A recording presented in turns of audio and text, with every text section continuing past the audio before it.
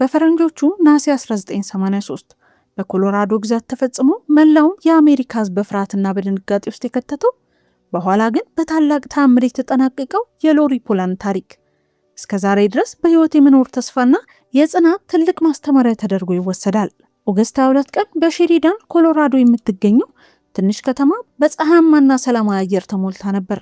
የ3 ዓመቷ ታዳጊ ሎሪ ፖላንድ ከታላቅ ወንድሟ ጋር በቤታቸው የፊት ግቢ ውስጥ እየተጫወቱ ነበር። አባቷ ሪቻርድ በአቅራቢያቸው ያለውን የቤታቸውን ክፍል ቀለም እየቀባ ስለነበር ልጆቹ በየጥቂት ደቂቃው አይናቸውን ይከታተላል።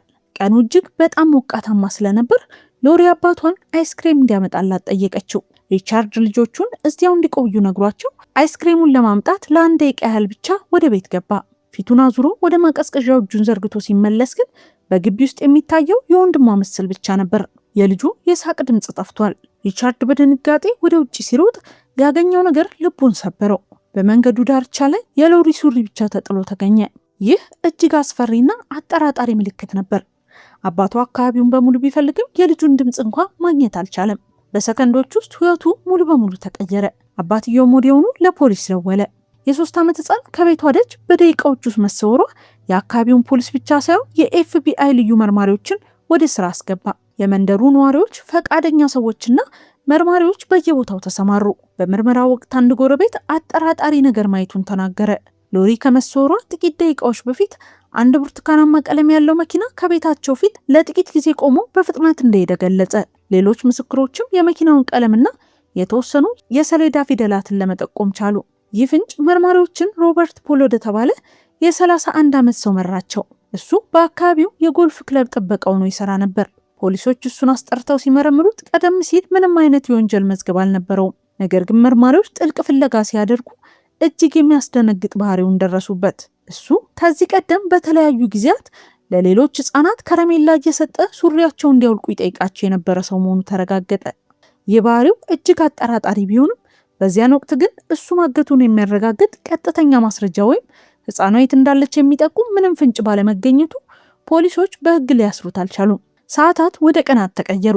የሁሉም ተስፋ እየመነመነ መጣ። 4ኛው ቀን ደረሰ። ኦገስት 25 ቀን 1983 መላው ቤተሰብና አዳኞቹ ህፃኗን በህይወት ማግኘት ይቻላል የሚለውን ተስፋ ሙሉ በሙሉ ሊቆርጡ ነበር።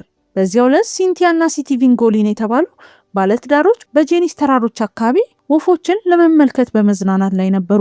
ከአካባቢው ራቅ ብለው ሲጓዙ ሚስትየው ወደ ሽንት ቤት መሄድ ስላስፈለጋት ባሏ በአቅራቢያ ወደሚገኝ አንድ አሮጌ ከእንጨት የተሰራና የተተወ የህዝብ መጸዳጃ ቤት መራት። ይህ መጸዳጃ ቤት ከ15 ጫማ በላይ ጥልቀት ያለው የቆሻሻ ጉድጓድ ነበረው። እሷም ወደ መጸዳጃ ቤቱ በሮች ስትቃረብ ከስር ከጉድጓድ ውስጥ አንድ በጣም ቀስ ያለና የደከመ ድምፅ ሰማች። ድምፁ የትንሽ ልጅ ለቅሶና እናት እናት የሚል ጥሪ ነበር። ሴትዮዋ በድንጋጤ ወደ ጉድጓዱ ጥልቀት ስታይ በጨለማውና በቆሻሻው መካከል የእንባ አይኖችና የትንሽ ልጅ ፊት አየች። ሎሪ ፖላንድ እዚያ ውስጥ ነበረች። ወዲያውኑ ወደ አካባቢው የእሳት አደጋ ጣቢያ በመደወል እርዳታ ጠየቁ። ፈቃደኛ የእሳት አደጋ ተዋጊዎችና ፖሊሶች በቦታው ደርሰው ልዩ ገመዶችና ኦክሲጅንን በመጠቀም ሎሪን ከ15 ጫማ ጥልቀት ጉድጓድ ውስጥ በታላቅ ጥንቃቄ አስወጧት። ከጉድጓዱ ስትወጣ ሁኔታዋ እጅግ ያሳዝን ነበር። ያለ ምግብ፣ ያለ ውሃ፣ በከፍተኛ ቅዝቃዜና በቆሻሻ ውስጥ ለ3 ቀናት ከግማሽ በጠቅላላው ከ80 ሰዓታት በላይ ቆይታ ነበር። ይባስ ብሎ እግሮቿ ረጅም ሰዓታት በተመሳሳይ ሁኔታ በመታሰራቸውና በቅዝቃዜው ምክንያት ደም ዝውውራቸው ተቋርጦ በከፍተኛ ሁኔታ ተበክለው ጥቁር ብለው ነበር። ወዲያውኑ ወደ ሕክምና ማዕከል ተወሰደች።